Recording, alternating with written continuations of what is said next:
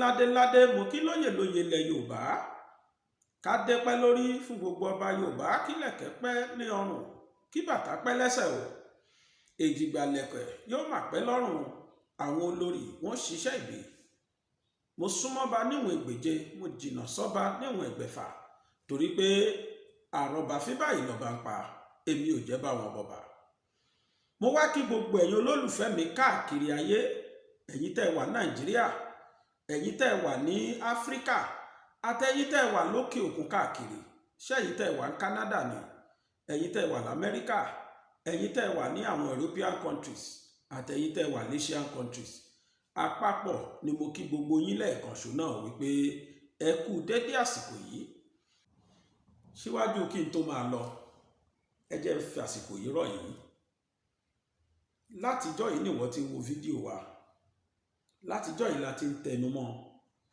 wípé kó wo ibi tí wọ́n kọ subscribe sí kó bá wa tẹ̀ ṣùgbọ́n o wò pé sọ tó máa sọ jẹ́ kí n wo program kí n get out má ṣe bẹ́ẹ̀ wíwọ náà ń tọrọ nǹkan lọ́dọ̀ Ọlọ́run tó ń fún ẹ tó o bá join wa lénìí tó o bá subscribe o ti dára wa nìyí kò ní ìdíkẹ́ máa fi fóònù pè mí bàbá kí ni latest ẹ̀ ní pè mí torí pé ńgbà tẹ́ bá ti tẹ subscribe tẹ́lẹ̀ ti tẹ notification bell ìgbàkígbà tí bá ṣe fídíò síta YouTube àwa fún ẹ tàbí Facebook àwa fún ẹ YouTube àwa fún ẹ ní notification wípé Bàbá Gbàgede Ìmọ̀ ti jáde tó bá dẹ̀ lórí Facebook ni wọ́n ti ń wo ibi tí wọ́n kọ follow sí kó bá wa tẹ̀ ìgbàkígbà tí bá ti post tàbí mo bẹ̀rẹ̀ live recording lórí Facebook of which by October 1st a máa bẹ̀rẹ̀ live lẹ́yìn tá a bá ti ṣí channel wa yìí a máa padà sí Facebook live YouTube live a máa ṣe live ni èyí tó jẹ́ pé mo ṣe post èmi ní post a máa ṣe live, ẹ máa wo iṣẹ́ wa live lórí YouTube àti lórí Facebook simultaneously ló ṣe jẹ́ pé kẹ́ ẹ subscribe sí kẹ́ ẹ lè jẹ àwọn àǹfààní yìí. Ó yá ẹ bá buwọ́ lù ú. Ètò kan ètò tí ń ṣojú ọmọ Nàìjíríà, ọmọ Yorùbá, ọmọ kóòtù òjíire káàkiri ayé tí a mọ̀ sí ètò Bàbá Gbàgede Ìmọ̀ TV. Ó náà ló mà tún dé sí ojú ìwòran yín lónìí. Ẹ wá bá mi ké sí alára, ẹ bá mi ké sájèrò, ẹ bá mi ké sí ọ̀wá ọ̀rọ̀gbọ́n àga. Ẹ bá wa sọ fún wọn wípé ètò Gbàgede Ìmọ̀ ó mà ti dóde. Ẹ ké sọ́mọdé, ẹ ké ságbà o, ẹ ké sí onílé, ẹ ké sálejò. Ẹ wá nǹkan fìdílé o tàbí kí ẹ fìdílé nǹkan, kí ẹ jẹ́ àjọ gbé agbada tòní kaná, kájọ gbọ́kọ̀ tòní sí ojú agbami. Ẹ jẹ́ àtọ́tukọ̀ òní, káwo gbogbo ni a fẹ́ gbé wa lọ lónìí. Ibi ire ibẹ̀ náà lọkọ̀ tòní ń gbé wa lọ. Ẹ jẹ́ máa kọ́kọ́ fi ìròyìn ayọ̀ yìí kí n kọ́ fi ṣe ìṣíde lónìí, nítorí pé gbogbo ẹ̀ láìpẹ́ yìí. Fídíò tòní tẹ̀ ń wò ó náà ni fídíò 17/9/2021, èní ni ọjọ́ Jímọ̀. A sì ń ṣe fídíò yìí lọ́wọ́lọ́wọ́ níbi déédéé agogo 10 ó kù díẹ̀. Níbi déédéé agogo 10 ó kù agogo 12 ó fẹ́ lù la wà báyìí. Tí mi ò bá ṣí, aago 12 kù bí ìṣẹ́jú 4. Níbi aago 10 sẹ́yìn sígbàtà wà yìí, òun ni wọ́n mà ti dá Sunday Ìgbòho, Sunday Adéyẹmọ tí a mọ̀ sí Sunday Ìgbòho, ni wọ́n mà ti dá láre ní kóòtù. Wọ́n ní pé kí ilé ẹjọ́ dá ìjọba lẹ́jọ́ o wípé kí wọ́n san 20 billion naira kí wọ́n lọ san fún olóyè Sunday Ìgbòho. Tí ẹ bá gbàgbé, ẹ rí i pé olùgbẹ́jọ́ Sunday Ìgbòho, amòfin tó ń ṣe olùgbẹ́jọ́ fún Sunday Ìgbòho, wọ́n ti sùn federal government àti DSS àti Malami, wọ́n sùn wọn fún 500 billion. Ṣùgbọ́n o, kóòtù wá dájọ́ lónìí tilẹ̀ mọ́ yìí wípé kí ìjọba o àti DSS, torí pé iṣẹ́ ọ̀ràn ni wọ́n dá. Wọ́n ní ìwà DSS wọ́n ní kò yàtọ̀ sí tẹranko pátápátá. Wọ́n nítorí ìdí èyí àti DSS àtijọba àti Malami, gbogbo wọn ni wọ́n jọ gbé ẹ̀bi, ni wọ́n jọ sọ di iṣu. Wọ́n gbé sórí iná, wọ́n sì ń jẹ́ hàùhàù lẹ́nu. Wọ́n níjọba jẹ̀bi Sunday Ìgbòho nípa lílọ sínú ilé ẹ̀ lọ dálé rẹ̀ rú, kí wọ́n sì tún pa àwọn èèyàn tí wọ́n pa ń bẹ̀. Wọ́n ní bákan náà pẹ̀lú pé wọ́n tún kó àwọn èèyàn lọ. Wọ́n nítorí ìdí èyí kí ìjọba lọ san ẹgbẹ̀rún lọ́nà ogún náírà tí a mọ̀ sí 20 ẹgbẹ̀rún lọ́nà ogún ẹgbẹ̀rún fún Sunday Igboho tí a mọ̀ sí 20 billion naira. Ó ní wọ́n ní kí wọ́n san o. Bákan náà ni pé wọ́n ní látòní lọ àti Sunday Igboho fúnra rẹ̀ àti gbogbo àwọn tí ń tẹ̀lé, wọ́n ní wọ́n ti gba ìtúsílẹ̀, wọ́n gbòmìnira látẹ̀ní. Wọ́n ní àwọn dá ìjọba lọ́wọ́ kọ́ àti DSS. Wọn ò gbọ́dọ̀ dọ̀yà há wọn mọ́ o, wọn ò sì gbọ́dọ̀ halẹ̀ mọ́ wọn mọ́. Ẹnikẹ́ni tó bá ń sọ̀rọ̀ nípa ọ̀rọ̀ Yorùbá nation, kóòtù lòun látòní lọ ó lóun ti fún wọn ní freedom. Tó o kù kí a máa wo kí ni Benin náà fẹ́ sọ pẹ̀lú ìdájọ́ yìí. Implication ẹjọ́ tí wọ́n dá yìí ni wípé Benin Republic ń retí kí ni ìdájọ́ tí wọ́n fẹ́ dá lórí ọ̀rọ̀ Sunday Igboho ní Nàìjíríà. Ṣé wọ́n máa pè lọ́daràn ni? Ṣé wọ́n máa pè ní dàlúrú ni? Tó bá jẹ́ pé irú èmi yìí kí kóòtù dájọ́ kó ní pọ̀daràn ní Sunday Igboho, wọ́n á gbé èsì ẹjọ́ yẹn lọ sí Benin, wọ́n á lọ fi prosecute Sunday Igboho. Implication ẹjọ́ tí wọ́n dá lónìí nìyẹn. Ó lè má jọjú, àmọ́ it's a great victory for Sunday Igboho. Torí pé tí wọ́n dá lónìí nísìnyí ó máa wà lákọsílẹ̀, ó sì máa facilitate ìtètè release Sunday Igboho. One, wọ́n máa cancel wípé ó jẹ́ wanted, is no more wanted even in Nigeria. Ẹlẹ́ẹ̀kejì ni pé label tí wọ́n fi sí lára pé accuse ni, ìyẹn náà tó ti kú òun bẹ́ẹ̀. ẹlẹ́ẹ̀kẹta ni pé lọ́wọ́lọ́wọ́ yìí ìjọba gan ló tún máa san fáìnì fún ẹ̀rí pé ròyìn ayọ̀ ni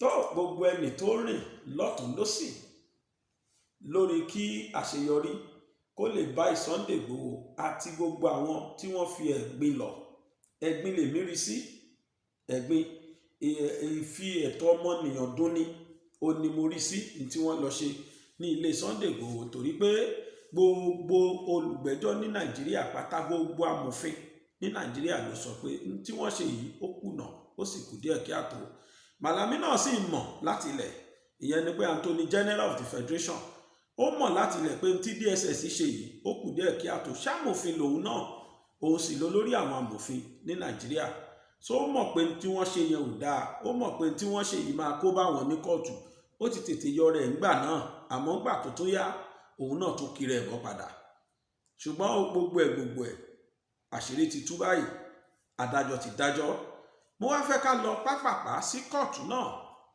wípé ká lọ wo kí ni tó ṣẹlẹ̀ ńbẹ̀ báwo ni iṣu ṣe bẹ́ báwo ni iṣu ṣe kú àti báwo lọ̀bẹ ṣe bẹ́ mò ń padà bọ̀. But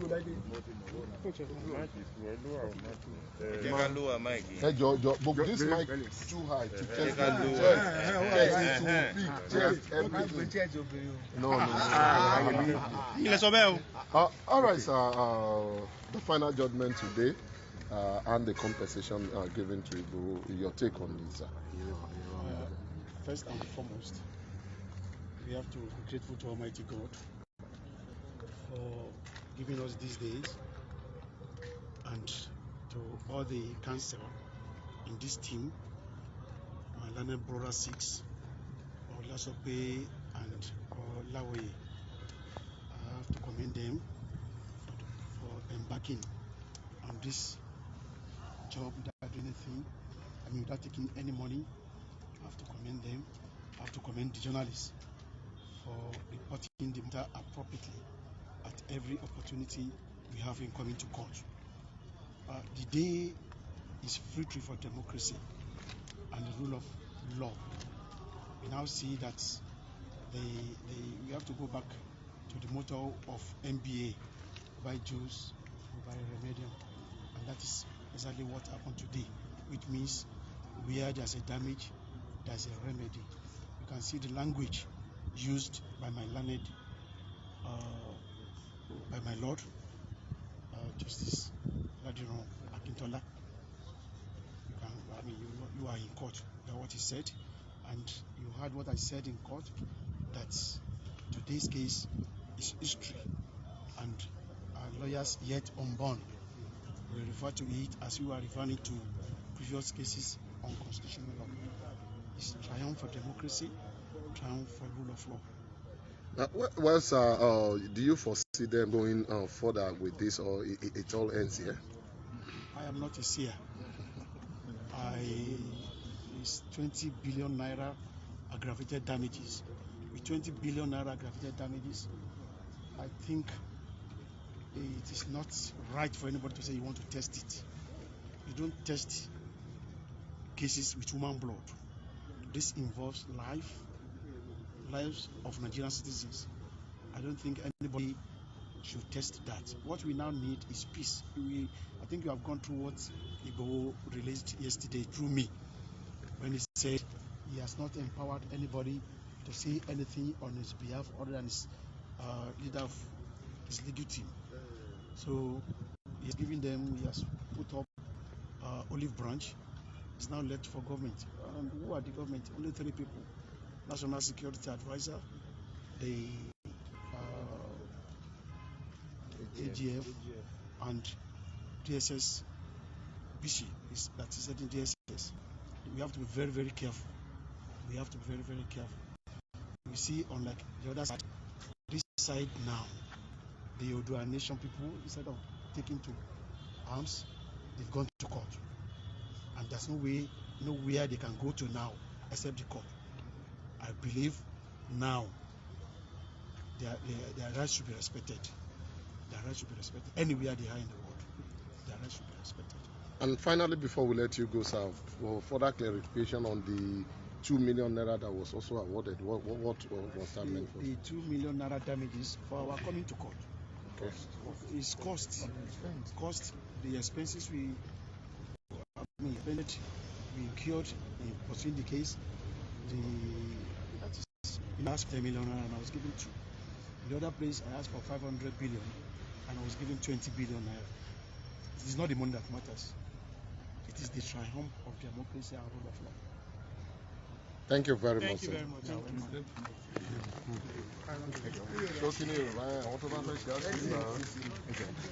Let's see.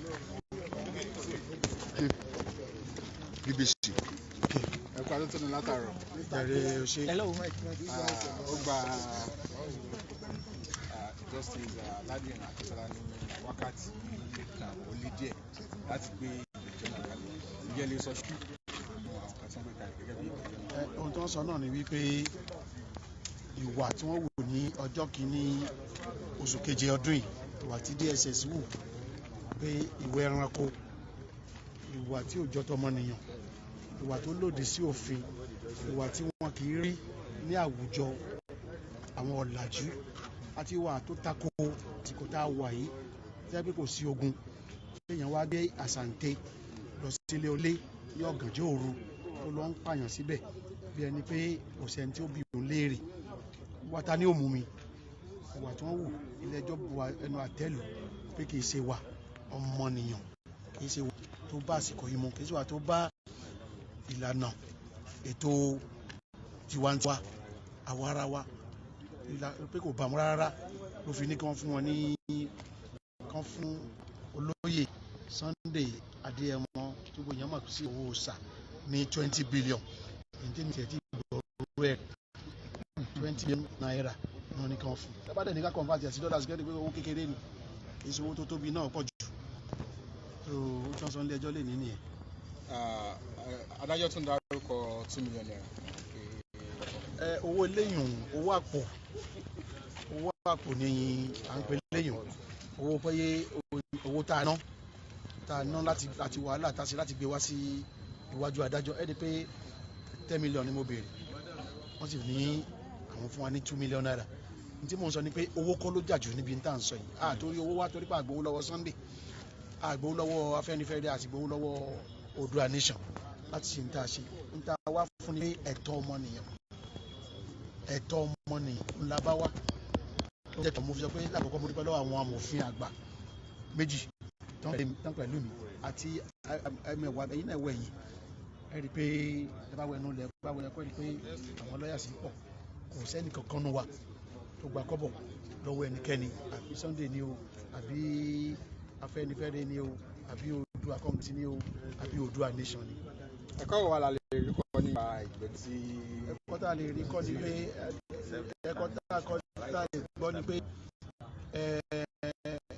ẹ̀tọ́ bíbèrè fún ẹ̀tọ́ ọmọnìyàn kì í ṣe ń tàbí múyàn ní jàkadì fún ẹ̀tọ́ ọmọnìyàn a lè béèrè fún ìbọ̀lẹ̀ ó lè béèrè fún ó lè mú òṣèlú àmọ́ olùbárà ìlú ọ̀ṣẹ́ mú nàìjíríà wọ́n béèrè ohun tó lábẹ́ àwọn tán bẹ̀ ẹ jẹ́ kí wọ́n dìbò ṣe é fẹ́ máa bá Nàìjíríà lọ abẹ́ bá Nàìjíríà lọ ẹ̀kọ́ tá a lè kọ́ àti pé òfin ìdáàbòbò ló jẹ́ fún gbogbo wa bí ọ̀mbrẹ́là lórí gbogbo wa ẹnìkan ò lè sí dànù ohun tí ẹ̀kọ́ tá a lè kọ́ ń bẹ̀ nìyẹn. Pẹ̀lú ìgbẹ́jọ́ tí ó wáyé yìí ṣá lè sọ pé olóyè Sunday Igboho kò ní pẹ́ tí wọ́n fi wọ́n sílẹ̀ ní ibi tí wọ́n wà ní ìlú Kòtònú. Ibi tó wà ní Kútọ́nù àwọn ará Kútọ́nù ò lẹ́tọ̀ọ́ àti Sunday mọ́lẹ̀ ṣùgbọ́n torí pé wọ́n sọra wọn di 37th state of Nigeria wọ́n sọra wọn di 37th lẹ́yìn Àbújá àwọn ló kàn tí wọ́n fi ti kò sí nǹkan tó ṣe ń lù wọ́n Sunday ní ẹ̀tọ́ àti wọ Kútọ́nù kó sì lo 90 days ń bẹ̀ gbogbo nítawọn Sàlámì ń sọ tí àwọn lọ́ọ̀yà sí wọ́n ń sọ ń bẹ̀ lè jẹ́ ru wáńbì ká máa sọ orúsọkúsọ bẹ́ẹ̀ kò lè àdé máa sọ orúsọkúsọ bẹ́ẹ̀ so kò kí ń ṣe nǹkan tí kò sí nǹkan lábẹ́ òfin tó lòdì sí òfin Kútọ́nù ṣùgbọ́n tó bọ́n jẹ́ 37th state Nàìjíríà náà fi ṣe bẹ́ẹ̀. ìmọ̀ náà gbọ́ eléyìí.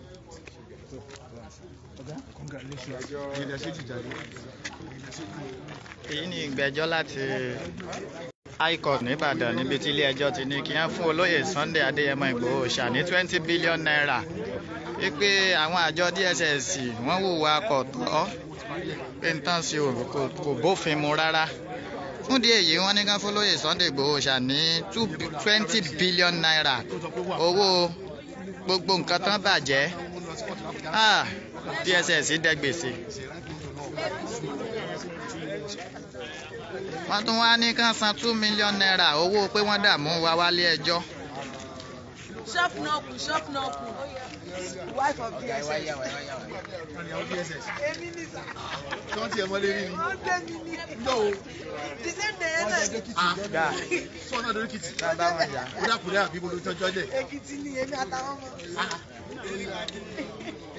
àwọn lọ́ọ̀yà tó lódùmarè lò fún wa rèé o àwọn akọ níwájú adájọ́. DSS padà sí èrè gbẹ̀yìn. Wọ́n tó jẹ́ jí ọ̀yìn.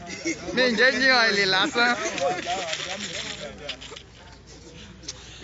adájọ́ ní pé kálá àti ẹ̀ lè rí wọn lẹ́yọ kọ̀ọ̀kan ní ká yẹgi fún wa lẹ́yọ kọ̀ọ̀kan. adájọ́ sọ bẹ́ẹ̀ torí wà ẹranko gbáà lọ́n wù. ọ̀rọ̀ tádájọ́ sọ ni màmá mo dá kan mà mo ti sá lọ. Tó wá síbí ni. ó wà. bó ṣe rí mi wọ́n ya gbálagbàla pé mo kí fún last day mo ní wọ́n yìnbọn.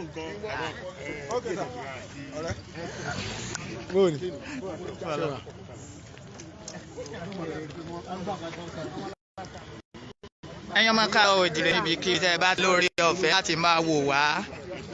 olóyè Sunday Igboho ti fẹ̀yìn ìjọba orílẹ̀-èdè Nàìjíríà. bọ̀ padà amòfin tó jẹ́ olùgbẹ́jọ́ Sunday Igboho tó jẹ́ lọ́ọ̀yà Sunday Igboho òun náà la gbọ́rọ̀ lẹ́nu ẹ̀ yìí bọ́rọ̀ náà sì ṣe jẹ́ òun náà ló ṣàlàyé tí gbogbo wa gbọ́ yìí.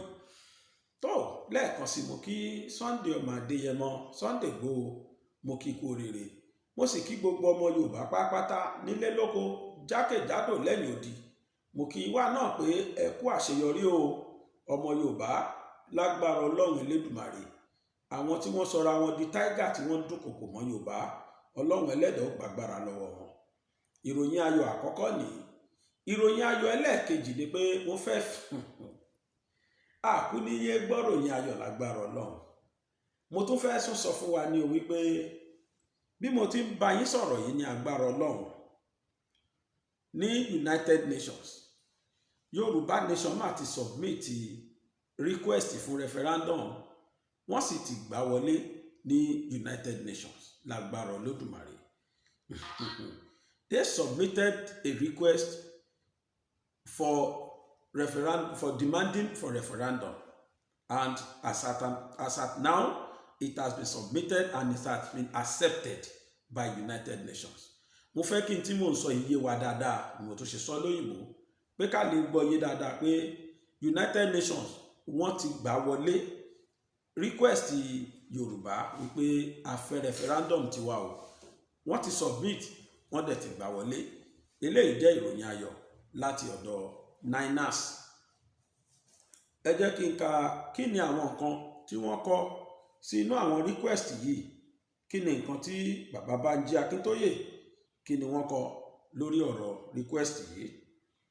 Akínsọ́yè said the protest is meant to show the world the genocide being perpetrated by murderous herdsmen in the name of grazing in the south and middle belt of Nigeria. Bàbá Bánjí Akíntóyè ṣàlàyé lórí ọ̀rọ̀ ìdí tí àwọn fi ń ṣe ìwọ́de ní wọ́ọ́rọ́wọ́ tí à ń pè ní 1 million march.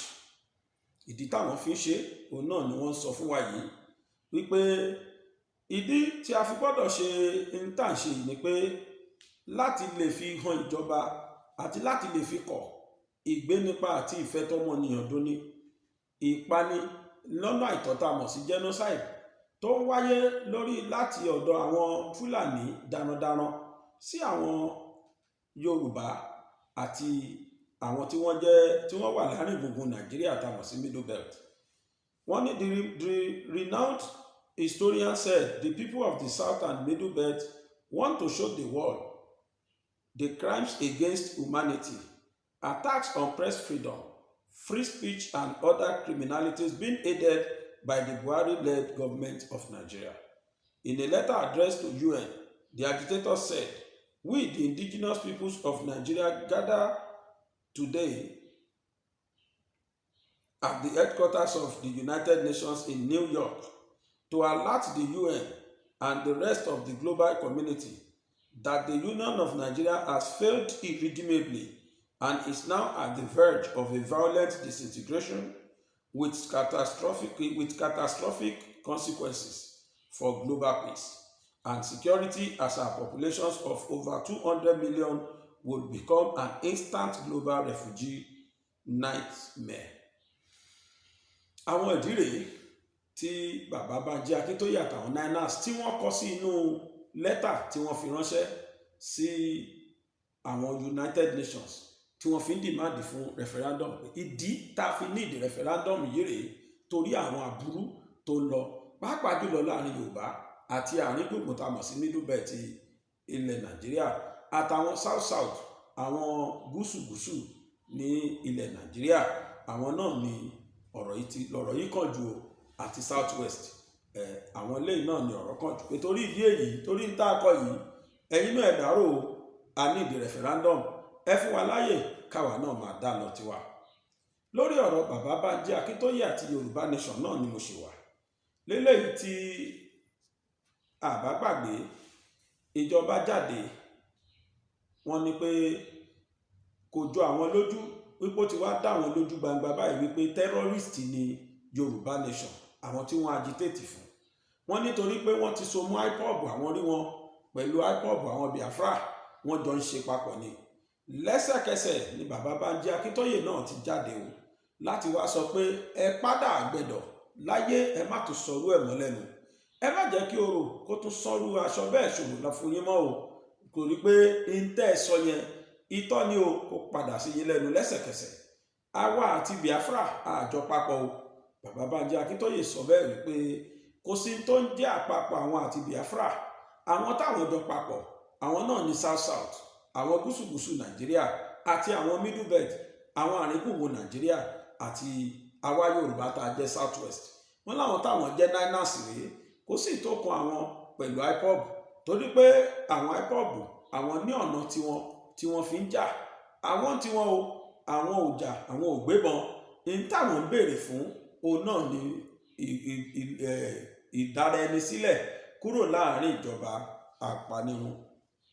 Wọ́n nídìí rèé tó fi jẹ́ pé àwọn àti IPOB àwọn ò jọ ní nǹkan kan papọ̀ kíjọba lẹ́sẹ̀kẹsẹ̀ kí wọ́n yí ọ̀rọ̀ yìí padà torí pé àwọn kì í ṣe ìkan náà. Ọ̀gá àjọ tí ó mójútó ìṣòwò ìlú tí à ń pè ní EFCC tí orúkọ rẹ̀ ń jẹ́ Abdulrasheed Báwà lánàá òde yìí òun náà lọmọkùnrin náà máa ṣubú lulẹ̀ láàrin gbogbo àwọn èèyàn níbi tí wọ́n ti ń ṣe occasion kan tí wọ́n invite ẹ̀ sí tí wọ́n ní kó wá sọ̀rọ̀. Ó ń sọ̀rọ̀ lọ́wọ́ ló máa dẹni tó ṣubú lulẹ̀ ṣùgbọ́n o kò kú o. Mo mọ̀ pé gbogbo wa náà láti máa fojú rí fídíò yẹn tàbí ká ti gbọ́ sétí. Ọ̀pọ̀lọpọ̀ rò tí ó ti kú ni àmọ́ kò kú. Òun náà sọ̀rọ̀ wípé òun ò kú o lẹ́sẹ̀kẹsẹ̀ bíi wákàtí 2 sí 3 síra wọn sí. Òun ló ti bá Ọ̀kínbalóyè tí ó máa ń ṣe security watch nínú TVC ló ti bá sọ̀rọ̀ tí yẹn ti pè é.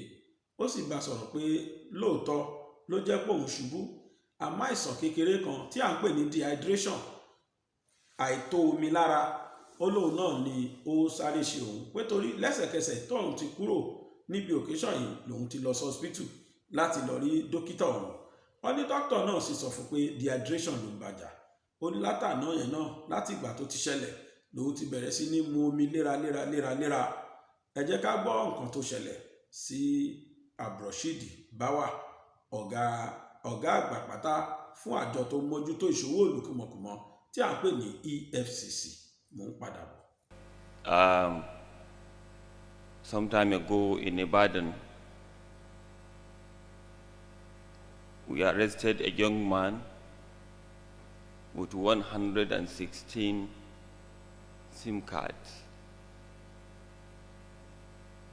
Huge problem.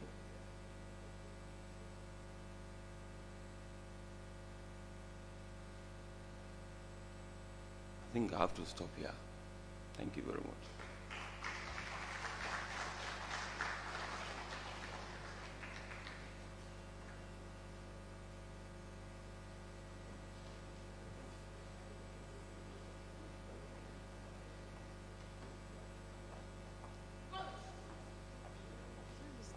has a challenge.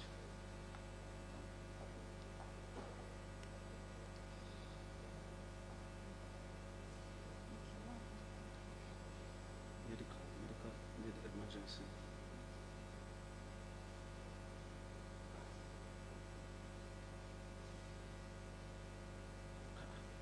Good evening, Sheun. Good evening, Mr. Bauer. I can hear you loud and clear now. Go ahead, please. How are you? Okay? I'm good. What happened Well, of course, today? I'm okay.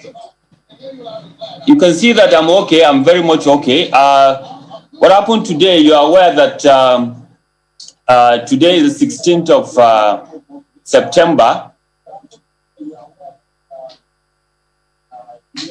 And being the 16th of September, today is the National Identity Day. I was invited by for a program by NIMSI, or specifically by the Ministry of Communication and Digital Economy. And while giving my goodwill message during the program, there was a bit of dizziness on me, and I have to excuse myself from the stage. And of course, I went straight to the hospital where the doctors confirmed to me that everything about me is okay, except for the fact that I'm a bit dehydrated, that I need to take a lot of water. So, and straight away from the hospital, I went to the office, tidy up one or two things. I'm now back at home. That gladdens one's heart to see that you are well and better. At least Nigerians can see that you are okay now. It was a trending video that went around to see how you went into your chair, and thank God that you are better. Yes. So I'm fine. Thank you very much. And let me use this opportunity, Sheun, to thank millions of Nigerians for their prayers and for their well wishes. I really appreciate that, and I think that is what has been keeping me going. Yeah. tó ẹ káàbọ̀ padà Abdulrasheed Báwà ò ní agbóhùn ẹ̀ yìí. ọ̀rọ̀ tí mo fẹ́ sọ yìí ó sọ sí ni lẹ́nu ó buyọ̀ sí ó sọ sí ni lẹ́nu ó buyọ̀ sí. ṣe rí ẹ̀dá èèyàn Yorùbá ní inú ẹnìkan báyìí ni kò mọ̀, má fi inú wénú kí wọ́n máa bá fún ẹ ní ìwọ jẹ. ṣé gbogbo aláǹgbá ló dánú délẹ̀ àkúkú mọ ìtinú rùn. ohun tó fa ìdí òwe tí mo pa yìí ni wípé níbi February sí March, ọ̀gá àgbà fún iléeṣẹ́ pápákọ̀ òfurufú tá a mọ̀ sí Aviation Ministry, ẹni tó jẹ́ mínísítà abẹ̀ láyé Goodluck Jonathan, Fẹ́mi Fani-Káyọ̀dé, ó súnmọ́ Ìgbòho dáadáa níbi February March tí Ìgbòho bẹ̀rẹ̀ wàhálà kí Fúlàní kò nílẹ̀ Yorùbá, Fúlàní ajínigbé kí wọ́n dáwọ́ ibi dúró kí wọ́n sì kó ilẹ̀ Yorùbá. Fẹ́mi Fani-Káyọ̀dé ó ṣe débi pé ó tún lọ́ọ́ bá Sunday Ìgbòho nílé, tẹ́ ìbá gbàgbé, mo wà nú ẹni tó bá wọn gbé fídíò yẹn. We've been collaborating for some time now, you know, and what has happened, and we collaborate. I'm answering Baba Adebanjo,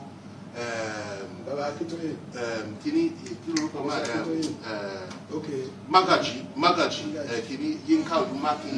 All these are people that I collaborate with all the time. So, but when I Kini wa po, I was talking and had to prepare, and they said they're preparing.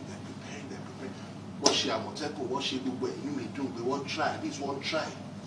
But with all that, and the government was not ready to do anything about it. In fact, the government was equipping them and supporting. Everything I'm saying here, I've said it publicly. Yes. You understand what I'm saying? With the now, what happened? What changed everything? More history, I may be wrong, but in the history of Yoruba land, in the history of Nigeria, I don't think I know of anybody tó dìde pé ẹ̀ ń pa àwọn èèyàn wa ní ilẹ̀ bàbá wa ẹ̀dẹ̀ ń ṣe báyìí àdẹ̀ ń wò pé àdẹ̀ nígbà wọn ṣe pé mo fẹ́ ṣe ń léṣe mo lè fẹ́ báyìí o máa wá báyìí face to face bí ó ti tó ẹ máa lọ o tẹ́ ẹ ṣe yìí o ó ti pọ̀ jù.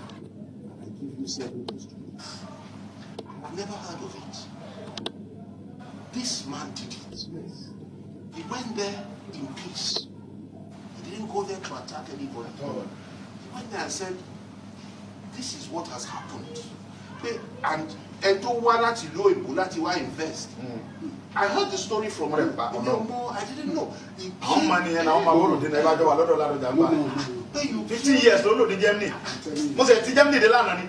Was it Germany the Lana? 2 days. 2 days more than Germany. Colorama, Mimba, sign you for a parabolesa. So I'm on Nigeria embassy, Molo, you see what way you I'll fly right on bell. Of course, I want to just to go. Fly right on the embassy, Berlin, Nigeria embassy, everything. Molo, you see everything is in when you fly, you go way wide. Everything. You got to be more funny, more silent office. You want to watch a CFCC to marry Cotton Sheen there. Not going back. SSS to so, you came out, you spoke. And with the issue notice me. Okay, I don't want trouble, but I know you as a culprit. I know you as a criminal. You've admitted to me that you committed crime. You colluded with these people. Please, just leave, because I don't know. I can't be accountable for what will happen if you don't. Is there anything wrong with that? And the man got the message. The criminal left with his criminal empire and his criminal people. There's nothing wrong with that. Now, you went to the place, they were not there. And look at how the people welcomed you. I saw the video. Overnight, it's the hero. What's the Yoruba word for hero?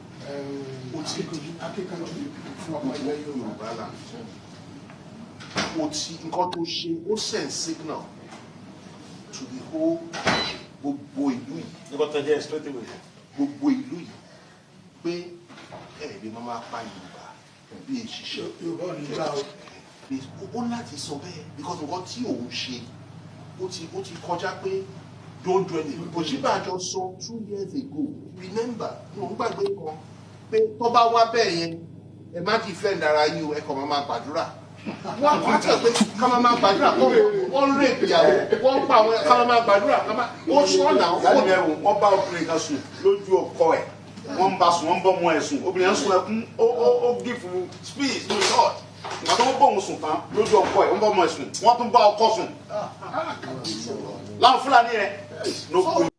Kódà ńgbà kan tí olóyè Ìgbòho bú sẹ́kún níbì kan òun ló ń fọwọ́ pẹ̀ tiẹ̀ tó ń ṣe gbogbo ẹ̀ tó sì ń sọ̀rọ̀ wípé ní agbára Ọlọ́run Yorùbá máa gbára ẹ̀ lẹ̀ Yorùbá máa ṣe gbá ó máa ṣàwo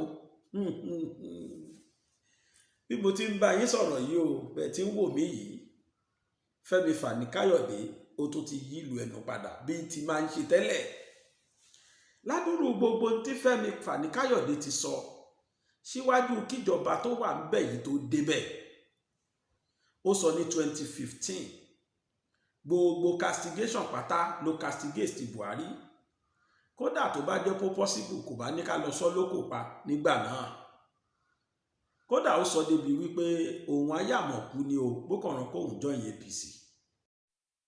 I don't believe that the Nigerian people will ever vote for a man that believes that we should drag this country back. A man with a pitiful and disgraceful record. When he was in power, he locked people up, he created people, he killed people with retroactive legislation, he carried people on the streets of London illegally, turned Nigeria into a pariah nation, a man that looted PTF. And I say that because the report, I was in government when the Haruna Adamu report was filed. I discussed it with President Obasanjo at the time. I know what the president told myself and Aki Oshutoku privately. If not for the fact that the main person in that report, that is a man by Siraju, an in-law Buhari, dropped dead the day that we decided to prosecute Buhari for it, that man would have been the key prosecution witness and Buhari would have been in jail by now. The truth of the matter is that he was very corrupt, and that Siraju report, the PTF report, absolutely indicted him. A man that when he, I will finish, a man that when he was Minister of Oil in I believe it was in 1987 or thereabouts, President Obasanjo was the head of state at the time. It was 1977 or thereabouts. 2.8 billion naira went missing under his watch. That's the equivalent of 3 billion naira today. A man that committed so many atrocities. Let me tell you something that he did that a lot of people don't remember. This is a man that converted all the currency that we had at that time and told everybody to convert their currency within 1 week, forgetting the fact that most Northerners at the time dealt in cash, and most of them kept those the cash in their homes. They lost everything overnight simply because of Buhari's way. A man that sent so many people to jail for hundreds of years without due process, without any credible evidence. A man What about the tribunal that was set up? Listen to me. No lawyer attended the... Let me remind you. There were reports of the tribunal. You may be too young to know this. No. If I was young, I mean, you were not alive when Julius Caesar was alive, but you know he lived. So that's not a fair... No. Let me put this to you. Sure, you know, there were tribunals, but what I'm putting to you is that the only people that attended those tribunals were the judges or military administrators that were appointed by the government, and the late Gani Fawemi. The rest of the legal world boycotted those tribunals because there was no due process. There were no laws administered there. It was just a kangaroo court. There were many people that had been found innocent by the ordinary courts that he now insisted must be jailed at all costs. And this man destroyed the lives of so many people, including the lives of serving governors who were locked up, who after their release died a few months later. Bisi Onabanjo, Adamu Atta, so many of them. Adamu Atta lived for quite some time, but he was never the same person again. So many of them. Ambrose Ali and so many. This is what Buhari did. This is what he stands for. Unfortunately, most people that were 10 years old when Obasanjo came into power in 1999 have no recollection of history. We don't teach history in this country. So people have forgotten who Buhari was and what he stands for. Now, àmọ́ tó yani lẹ́nu lánàá òde yìí ni pé Fẹ́mi Fani Káyọ̀dé ajá ẹ̀ ti padà sí DAB ó ti padà sí APC. Ó wá sọ̀rọ̀ gan, ó ń sọ̀rọ̀ gan. Bí wọ́n ti ń yí sébè bẹ́ẹ̀ ló ń yí wọn padà síporo. Bọ́n ti ń gbé kúkúrú ló ń gbé gúngùn. Bí wọ́n ti ń fà sọ́tún ló ń fà sósì. Bí wọ́n ṣe ń ka mọ́kànnà ló ń yọra ẹ̀. Ṣé bó o sọ báyìí tẹ́lẹ̀ ó ní bẹ́ẹ̀ kọ́? Ṣé bí wọ́n lo wí báyìí á nídìí rèé? Eléyìí fi hàn wá pé Yorùbá ní wẹ̀yìn ẹ̀wò bó lọ́mọ ogun. Ara àwọn ẹ̀kọ́ tó ń fojú múmu hàn rèé. Ara rú àwọn eléyìí náà ṣé kì í ṣerú wọn ló papọ̀ gbàbọ̀dé fólóyè Ìgbòho tó rán wọn lọ ilé Sunday Ìgbòho. Torí pé gbogbo ìgbà tí ọ̀rọ̀ yìí ń le kókókó Fẹ́mi Fani Káyọ̀dé ń pe Sunday Ìgbòho báyìí tí wọ́n jọ ń sọ̀rọ̀ ṣé yóò kú dẹ̀ ní síkírìtì bí ikùn ẹ̀ ṣe rí ló ṣe ń bá gbogbo ayé dìrì. Gbogbo tí yẹn fẹ́ ṣe pátá a sọ lórí screen a sọ fáwọn èèyàn. Ta ló wá mọ̀ bóyá ọlọ́gbẹ̀ ní ìwà nù wọn. Lẹ́ni bó ti ń bá yín sọ̀rọ̀ yìí ó wà l'Aso Rock ó wà ń bẹ̀ lánàá tó gbogbo tó ń sọ lẹ́nu kan yà mí lẹ́nu ọdọ́ kò yé mi lẹ́nu náà torí kò ṣẹ̀ṣẹ̀ ń ṣe bẹ́ẹ̀. Tí wọ́n bá sọ pé a chameleon in human skin is a chameleon. Interleaf describe characters ẹni ọ̀gá tí gbaṣọ aláṣọ gbégbèsè ayé kò yàtọ̀ sí bó ti máa ń hùwà tiẹ̀ látọ̀ abíyébáyé látijọ́ tèmi ti gbọ́njú mọ́. Ò jẹ́ ń lé orò jẹ́ ń lé ogún gbogbo bí bá ti ń dùn làwọn máa ń rí ibi tó ẹni tó bá ń dùn fún náà máa ń bá ṣe. Gbogbo tí mò ń sọ yìí ẹ jẹ́ á lọ wo Fẹ́mi Fani Káyọ̀dé níbi tó ti ń kó èbí ẹ̀ jẹ gbogbo tó sọ tẹ́lẹ̀ níbi tó ti kó jẹ nígbà tó lóun dí kámpù padà sí APC. Mo ń padà bọ̀. It is that I felt that this was the appropriate time to do the right thing, to put Nigeria first, and to appreciate the efforts that have been made, particularly in the last couple of years, in terms of security, fighting insurgency, fighting terrorism, and most importantly, is the appreciation of the fact that we must remain one as a nation, build bridges, work together to move the country forward. The efforts of the governor of Yobe State, the governor of Zamfara State, and a number of others, including the governor of Kogi and a number of others, in their respective states, and in moving this country forward and in helping Mr. President to move this country forward, cannot be ignored. And it's very, very important for us to appreciate the fact that when we see that there are good things that are happening, we appreciate those good things. It's not always negative. And when the time is right, we change direction to join forces and join hands to move the country forward. And doing this doesn't mean we're enemies to anybody. All of us, even if we're in another party, the PDP or any other party or any other group, we can still work together across party lines, regional lines, ethnic lines and religious lines. The most important thing is for us to understand and appreciate the fact that Nigeria must not disintegrate, and those that want us to end up fighting one another in a war will be put to shame. And there are people that think like that, and that is what informed me to come here to meet Mr. President. He was very gracious, he was very good to me today, spoke so well, and it's an honor for me to be here, and we will move the country forward together. How do you think your former party, the PDP, will receive this new? Well, that's left to them. I have many, many friends in the PDP. If you remember, in 2013, I was actually one of those that formed the APC until there were a few issues and I went back to PDP. But I think it's an individual thing. As a party, of course, they may not be too happy, but I have no enemies there, and I have nothing negative to say about anybody there. I believe in moving the country forward together with everybody that believes in Nigeria and wants Nigeria to progress. And I also believe that we must recognize the fact that there are 2 more years for this administration or thereabouts. We must come together to make sure we survive it. We must come together to make sure Nigeria is a better place, and we must work together regardless of party affiliation. But whatever they say, whatever they choose to say, is entirely up to them. I have many friends there. Let's hope that they don't feel too bad about it. But we're all Nigerians. There are many, many people. If you ask my friend and brother, Governor Matawale here, there are many people within the PDP who really do want to come over to the APC. I can tell you that. I was there and very instrumental when Governor Umahi, joined the APC. I was there and very instrumental when Governor Ayade did the same thing. I was there and very instrumental when my friend and brother, Governor Zamfara, Governor Matawale, did the same thing. And there are many, many others. Some of the most, remarkable men in this country are still within the ranks of the PDP. It's our job to try to win them over now. Somebody like, if you don't mind me mentioning names, somebody like the governor of Enugu State, the governor of Oyo State, and of course my good friend, the governor of Bauchi State, great friends of mine. And I sincerely hope that they too may end up coming in this direction. But whether they do or not, the most important thing is that we work together as a people, as a country, and move our country together and fight and kill the terrorists and put to shame the foreign elements, and I emphasize that word, foreign elements, that want us to end up fighting one another in this country and turning our country into a massive refugee camp. What will you be telling those that will criticize you for criticizing APC in the past and now you're in the past? I'll say that the only thing in life, the only constant thing in life is change. You can't hold me to what I've said in the past if circumstances change. And I will always bow to superior argument and logic. For me, the primary cause today, and let me say this, there's no way I will renege on my fundamental core values and principles. Anybody that knows me will tell you that. I believe in certain things, how the country should be moved forward. I will fight for that from within this party to ensure it's done. I believe in fairness and in equity. But the most important thing for us today is this. We must not allow our country to fall apart based on disagreement and misunderstanding amongst one another. I've recognized the fact that we're very close to war. A lot of people don't know this, and God forbid we should go into that. We should come together, build bridge. So if they criticize me for that, it's their right to do so. I don't want to hurt anybody's feelings, but I've made a choice. I believe I've been led by the Spirit of God, and I will fight the corner and fight for what I believe is right within this party. For a few minutes on some of your philosophy and some of the things that you have mentioned. I will do that quickly and move on the real issues confronting this nation. First and foremost, you've accused President Buhari on issues relating to ethnicity, on issues relating to region and all of that. Several things that you said about him. Has he changed? Those things still remain the same?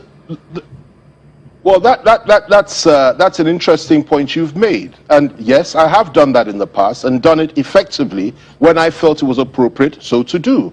However, having moved closer to him over the last few months, I've discovered a lot of things that I didn't know before. There's a lot going on behind the scenes. And the most important thing is this. If I believe in a certain philosophy, or I believe that we should move in a certain direction, and I'm getting positive responses from, when I act from within the family, as it were, and do so behind closed doors and ensure that change is effected in terms of policy, in terms of the way in which the country is run, in terms of the way in which disputes are settled amongst our various people, and in terms of the war against terror. And I get positive results as a consequence of my personal contributions at various levels, then of course I have to respect that.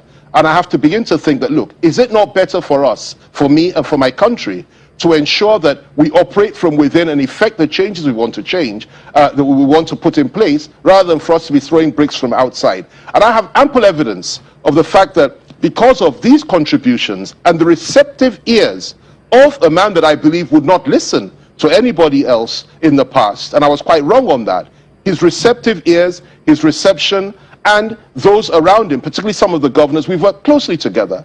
And I have seen that definitely this is a man that one can work with, providing you go through the right channels. And that's what I've been doing. It's been very effective, and I believe that I will continue to do that. And, we made a declaration today. The president was gracious enough to see me, to receive me, and receive me very, very warmly. But the next few days will make, the formal steps. I'll be joining the party. I will be joining in FCT Abuja, not in the Southwest. I'll, become a formal party member, and then we'll do a reception, and I'll be able to say far more, many more things than I've said today. But this is the first step on a long road, and by God's grace, we will ensure that our country, pulls back from division, pulls back from war, and pulls back from throwing bricks at one another, which is what some people want us to continue to do, which I will not do anymore. The question I was asking, Ms. Fani Kaude, is whether or not some of those things you said at those times still remain, or you overlooked them. As the person you described, 2019, 2018, is it the same man? What has changed? Well, let me put it to you like this. I answered the question by telling you very clearly that I was speaking about him from outside. I have got to know him from inside now. I've been working closely over the last few months with people that are very, very close to him. And they would not have done that had it not been for the fact that he asked them or allowed them to do so. We've come to get to know one another. And it's absolutely clear to me that the perception that we had in the past, many people had, many still have, is clearly wrong. We can work together. We can come together. We can build bridges. We can effect unity in this country. And let me give you one example of that. In the past, we said that elements in the core north have refused to fight terrorism. We all accused them of this. In fact, we went as far as to say that elements in the core north were supporting the terrorists, and they were killing our people and their own people. Well, look at what's happening in the core north today. You have a far more vigorous fight in the core north against the insurgents and the terrorists from the North Core Northern governors than anywhere else in the country. And that is something that ought to be commended. They couldn't have done that without the backing of Mr. President. Hundreds and hundreds of terrorists and bandits are being slaughtered in the core north today as a consequence of that policy. That's just one example. Another example is this. We had a situation a few months back, and I was involved in it, I've told you on this program before, where there was a food embargo on the south, and where there was a plan by elements in the north to slaughter southerners as a reprisal for what happened during the riots in Ibadan and during the riots in Lagos. And there was a clearly well-orchestrated plan. Well, we all came together. We didn't go to the media. We didn't shout. We didn't insult one another. We came together with a number of other people, players, or from all over the country, and we resolved the issue. And the issue was resolved in an amicable way.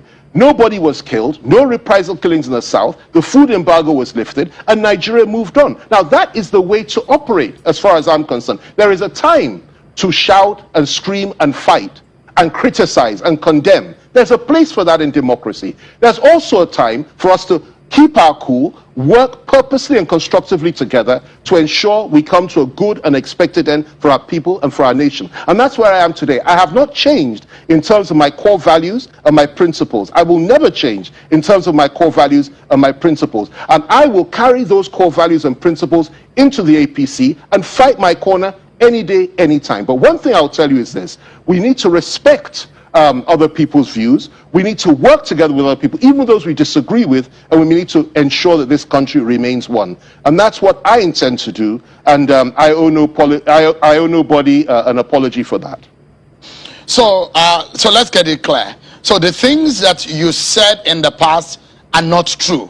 You've seen it clearly. Is it because I know you're a Bible student? No. Is it a case of once you were blind, now you can see? Is that the kind of situation? No, listen to me. Listen to me very carefully. I told you, and if you go back, play this again, you will hear it over and over again.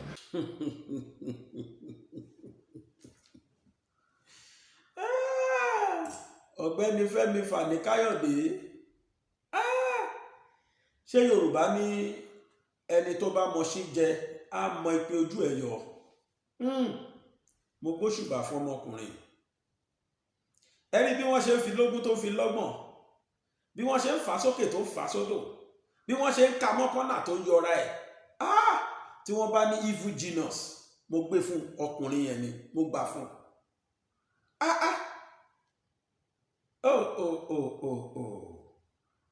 Wọ́n ló sọ báyìí 2015 ó nídìí tóun fi sọ bẹ́ẹ̀ rí. Àṣebó l'APC yóò dá ó l'APC ti sí nǹkan, APC ti tẹ́lẹ̀ ń gbà yẹn. Ẹjọ́ kí ni ìyàtọ̀ APC sí àti APC ti tẹ́lẹ̀? Ṣé Buhari ìgbà tó ń sọ 2015 yẹn wọ́n ti wá rí model Buhari yẹn sìn, ó ti wá yàtọ̀. Gbogbo tí ó ń sọ fún wa gbà náà pé Yorùbá nation gbọ́dọ̀ stand, àwọn gbọ́dọ̀ pín ní, àwọn gbọ́dọ̀ Fúlàní, àwọn gbọ́dọ̀ fojú wọn rógo. Ẹ gbọ́ bó ṣe ń kó ibi ẹ̀jẹ̀, ẹni bó tún ṣe ń kó jẹ padà. Irú àwọn ẹ̀dá báyìí àfi kélédùà ó yọ ni lọ́wọ́ wọn. Irú àwọn ẹ̀dá báyìí ríran wò. Eléyìí kó jẹ́ ẹ̀kọ́ fún gbogbo ọmọ Yorùbá pátá, kó jẹ́ ẹ̀kọ́ fún wa àti gbogbo ẹ̀dá èèyàn. Èèyàn kan lóhun àfẹ̀ní èèyàn mímọ̀ sọ̀rọ̀, ṣùgbọ́n Yorùbá ní bí abáyé bá ń yẹni kéèyàn máa ṣọ́ra. Gbogbo aṣọ kọ́ là ń sá lóòrùn, gbogbo bí a bá sì lọ kọ́ là ń sọ fẹ́ dà á.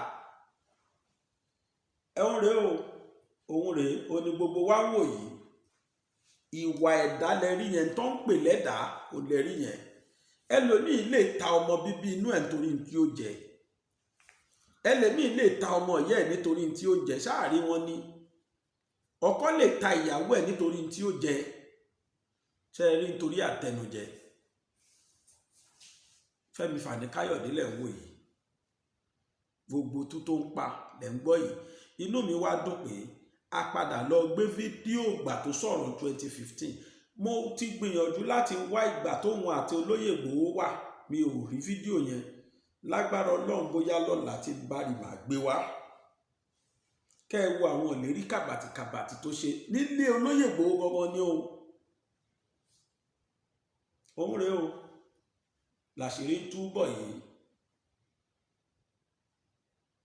Òyìnbó kan ní all men praises is always ephemeral. They will sing Hosanna today, they still crucify him tomorrow. Òun rèé, mo bá dáa fún ayé á máa ṣe ráńkà dèdè. Ìtumọ̀ òwe tí mo pa ni pé ẹnu tí Yorùbá fi pa dégún, òun náà ni wọ́n fi máa pe adé Ògún mọ́. All men praises is always ephemeral. They will sing Hosanna today, they still crucify him tomorrow. Àwọn náà kan máa sọ pádégún lónìí tí wọ́n máa yìn ẹ́. Tó bá dọ̀la àwọn aládé Ògún mọ́ Yorùbá láfífi làpérin, ìjọ kan ní yẹ mọ́. Tí Yorùbá bá táwọn èèyàn bá sọ fún ẹ pé ráńkà dèdè, máa yẹ̀mí ẹ wò, àṣírí ló tú táwọn wò wọ̀nyí. Torí tí wọ́n jẹ tí ò jẹ́ kán gbọ́n, Ọlọ́run á ṣàánú wa. Tí a ò bá gbàgbé láìjọ́ mẹ́ta yìí, ó ní ìmọ̀ọ̀mù láti Ìlọrin ni wọ́n lọ sí Ìgbòho nígbà tí Gumi tó lọ sí Ìgbòho. Ó lọ sí Ìgbòho nígbà náà, ó lọ sí ìlú Ìgbòho nígbà náà, ó sì lọ pe ìyá Sunday Ìgbòho mọ́ra tí wọ́n jọ ṣe fídíò tó gbé kiri pé mímọ̀ọ́mọ̀ má gbé. Mo mọ̀ọ́mọ̀ má gbé fídíò náà gbà náà torí pé mo mọ̀ pé nǹkan yẹn ò right. Mo mọ̀ pé nǹkan tí mọ̀ọ́mù yẹn ṣe gbà yẹn mo mọ̀ pé kò right. Torí ẹ̀ ni mi ṣe gbé. Ìdí ni pé ọ̀pọ̀lọpọ̀ ò mọ̀ pé ìyá yìí wà náà, mọ̀ bí tí ìyá yìí wà. Ta ló mọ̀ itú tí EFCC lè pa lọ́la? Bóyá ńgbà tí wọ́n wo fídíò yẹn, bóyá náà máa wọ pé ìyá Sunday Igboho sì wà nílùú kí wọ́n lọ dàyà ayọ̀ níyà. Ó lè mi ò ṣe bá wọn gbé fídíò yẹn torí inú mi ò dùn sí i. Ká nílùú tó dáa tó sẹ́tù, ní tí ìyá yẹn sọ àti mọ́ iṣẹ́ yẹn ò dáa. Àmọ́ ìlú yìí náà rèé, a dẹ̀ rí gbogbo tú táwọn DSS ń pa. àrítú tó ní kálukú ń pa lọ́tún lósì Fúlàní á ṣe tiẹ̀ DSS á ṣe tiẹ̀ àwọn ológun náà ò gbẹ́yìn kí ni ká wá ṣe torí ẹ̀ lèmi ò ṣe bá wọn gbé ní òsì yẹn olóyè Ìgbòho tó wá níyà ó ti wá sọ̀rọ̀ láti Bẹ̀nẹ̀ o ọ̀rọ̀ tó sì sọ náà ni pé látòní lọ o kẹ́nikẹ́ni kó má tó sọ́rù aṣọ bẹ́ẹ̀ ṣòro mọ́ ẹ má tó gbé ìyàwó síta mọ́ o olóyè Sunday Igboho sọ bẹ́ẹ̀ ẹ má tó gbé ìyá mi síta mọ́ láyéláyé ẹ má tó bá mi lọ interview ìyá mi mọ́ ẹnikẹ́ni ò dẹ̀ tún gbọ́dọ̀ ṣe à ń ṣèwọ́de lórúkọ Sunday Igboho rárá oníkẹ́ ẹ má ṣe bẹ́ẹ̀ lọ́wọ́ yìí o níbi tá a wà yìí onírárá nílẹ̀ Yorùbá yìí ló ń sọ o tẹ́ ẹ̀ bá gbàgbé ẹ rí páwọn ọmọ Yorùbá nation àwọn kọ̀ọ̀kan kóra wọn jọ wọ́n lọ ṣèwọ́de ní ìlú Sunday Igboho níjọ́ náà Sunday Igboho ó ní káwọn èèyàn sì kí wọ́n sì dúró díẹ̀ náà àwa náà sì pèpè ńgbà yẹn torí pé ṣe rí ìjọba tó wà lóde yìí kò sẹ́ni tó sọ pé kí wọ́n stop Yorùbá nation àbí agitation for self-determination kò sẹ́ni tó ní kán stop ẹ̀ àmọ́ tí ọ̀rọ̀ bá gba ọgbọ́n orí èèyàn máa apply ọgbọ́n orí sí ni for now ọ̀rọ̀ à ń ṣe rally nílẹ̀ Yorùbá àwọn ìlú òyìnbó ti ń gbèjà already olóyè Ìgbòho ní kẹsẹ́ kó sì stop ó nídẹ̀ látẹ̀lé lọ kẹ́nikẹ́ni kó má ṣe lọ gbé ìyàwó síta báyàwó máa interview ẹ̀ mọ́ ó ní káwọn èèyàn stop ẹ̀ ẹ jẹ́ ká gbà kí lọ kì í sì ìkànnì ju ọmọ ìyá mi ló bí lọ ìyá ẹ̀ ni kò fẹ́ káyé ṣe ìyá ẹ̀ níṣekúṣe kò fẹ́ fojú sunkún ìyá ẹ̀ ìlú tá a wà yóò mójú ẹnikẹ́ni wọn ò mẹ́nikẹ́ni lè yàn kí gbé wọn ní wéèjì ìyá yẹn ṣé bá ti rírí láì ní gbogbo ìgbà tí wọ́n sì try láti gbé olóyè Ìgbòho tó sì ń lọ tí wọ́n ń bọ̀ ṣé báwọn kan lọ lé ìyá yẹn nígbòho fúnra rẹ̀ ń bẹ̀ tí àwọn èèyàn padà ká wọn mọ́ tàdé wọn tó jẹ́ bí Fúlàní bí méjì àbí mẹ́ta ni wọ́n tí wọ́n bá fẹ̀sì wọnú ilé ìyá yẹn they've been threatening to kill that woman I need láti ṣọ́ra ìjà là ń gbé kó má tó lọ di nǹkan míì mọ́ wa lọ́wọ́ ìkìlọ̀ rẹ̀ o látọ̀dọ̀ olóyè Sunday Igboho but tẹ́ bá wá gbọ́ tẹ́ rò pé bóyá mo rorí sọ ni mo ń bọ̀ níbo ni mo ti rí mo fẹ́ kà fún mo ti sọ pé mi ní máa ka àwọn fáàtì yìí lórí program yìí mọ́ torí mo rí pé ẹ̀yin kan ò láìkì ẹ̀ ṣùgbọ́n tí mò ń sọ yìí kó má dàbí pé mo sọ lórí mi inú Punch newspaper ló wà Punch bẹ́ẹ̀ ni mo ti kọ́kọ́ kà á mo dẹ̀ ka káàkiri láwọn òròyìn ọkùnrin yìí òun náà kò láìkì tó ṣẹlẹ̀ yìí stop Yorùbá nation agitation now Sunday Igboho àwọn yẹn náà máa fi tí wọn kún un tó sọkọ bó ṣe sọkọ yẹn wọ́n ní Yorùbá nation agitator Sunday Igboho has called on his followers to halt any agitation for now. He spoke through his lawyer Yomi Aliu, a senior advocate of Nigeria. According to Aliu in a Facebook post, Igboho asked his supporters to ignore any messages to the contrary. He said there was time for everything and that Igboho Oòṣà is disastrous of respecting those murdered in his house on that Black July 1, 2021. In that wise, he has advised against staging any demonstrations or rally in his name for the time being. He will also like people to respect his family by not calling his mom out for anything public.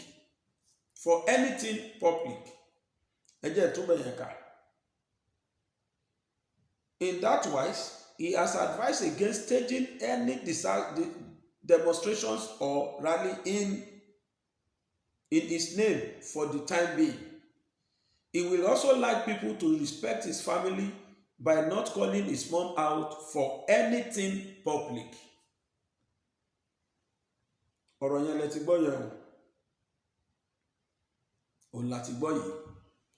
Àwọn tìlú òyìnbó, àwọn safe. wọ́n dẹ̀ ti ń ṣe nǹkan tí gbogbo ayé ò rè pọ́n lè ṣe. United Nations ni wọ́n wà. Sẹ́ni ọ̀dára lè nílùú ilẹ̀ Yorùbá yìí Ìgbòho ní kẹ́fíbọ̀dì sí lọ sí mẹ́ẹ̀dọ̀nà. Ìyẹn ò sọ pé ẹ ṣe mọ́, ìyẹn ò sọ pé ó ti gbàgbé Yorùbá Nation. Newspaper lè gbé tó wù wọ́n pe kinní kan ní fallacy of red herring. Àwọn táìtù téèyàn lè fún nǹkan tó jẹ́ pé ó máa attract àwọn èèyàn tó dẹ̀ jẹ́ pé bá débẹ̀ ọ̀tọ̀ níbo ní nǹkan ṣe sọ. Ṣùgbọ́n báwọn ṣe máa gbé kalẹ̀ kán lè fi ta newspaper wọn ni ó ṣe jẹ́ pé in tó bá wù tẹ́ bá rí tí wọ́n kọ nínú ìwé ìròyìn in tó sọ lélẹ́yìí. Inú òdùn sí o pé kẹ́ gbé ìyàwó jáde láti máa wá bíléèrè kankan. Ẹ fi oníyà lọ́rùn lẹ̀, ẹ jẹ́ kí ìyá yìí mí nítorí security ìyá yẹn ni a ní sunkún ìyá yẹn báyìí. Tó oníyanṣe ọlọ́kàṣe gbogbo ẹ̀yin tí ẹ bá wa wo tèní gbogbo yín náà ni mo dúpẹ́ lọ́wọ́ ẹ̀.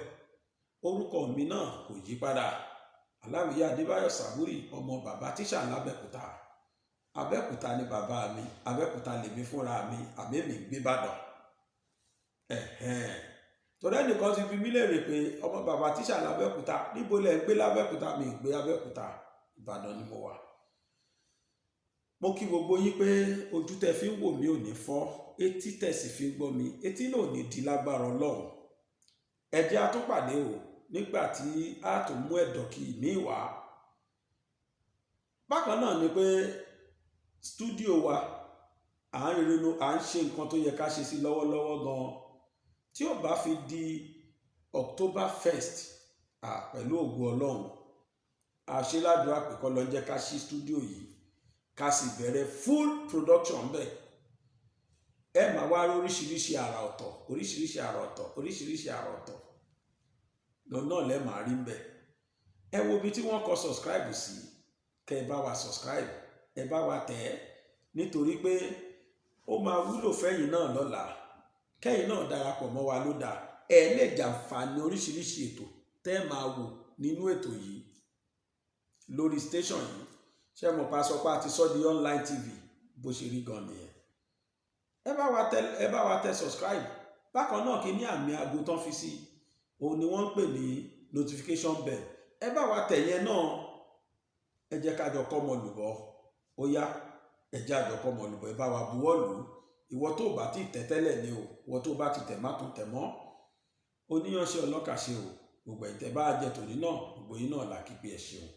Ẹ jẹ́ ká tún pàdé nígbà míì títí ìgbà míì tá a tún fi pàdé. Èmi bàbá Gbàgede Ìmọ̀ TV ló sọ fún wa wípé láyọ̀ o.